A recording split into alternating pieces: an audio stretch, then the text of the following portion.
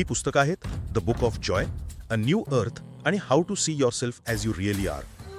आता बघा, आजच्या या धांपळीच्या तणावपूर्ण जगात आतून शांत आणि आनंदी कसं राहायचं यासाठी ही पुस्तकं आपल्याला 3 वेगवेगळे मार्ग दाखवतात.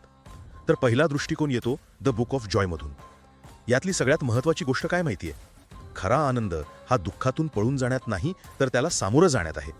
क्षमा, कृतज्ञता, करुणा हे जे पुस्तकात सांगितलेले 8 स्तंभ आहेत ना, ते आपल्याला हीच ताकद देतात. बरं, पण आपल्या डोक्यात जे सतत विचार चालू असतात त्याचं काय करायचं? इथे अ न्यू अर्थ आपल्याला एक वेगळाच अँगल देतं. लेखक एका टोल म्हणतात की आपण आपले विचार नाही होत, तर त्या विचारांच्या पलीकडची जागरूक चेतना आहोत. जेव्हा आपण स्वतःला या अहंकारापासून वेगळं करतो ना, तेव्हा आयुष्य खरंच खूप हलकं वाटायला लागतं.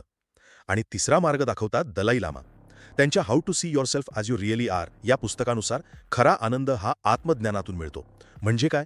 तर आपल्या खोट्या अपेक्षा आणि अहंकार सोडून करुणेने जगायला शिकणं. यामुळे बाह्य गोष्टींवर अवलंबून न राहता खरी आंतरिक शांतता मिळते. थोडक्यात काय? तर ही 3 पुस्तकं तुम्हाला स्वतःला शोधण्यासाठी 3 वेगवेगळे पण तितकेच प्रभावी रस्ते दाखवतात.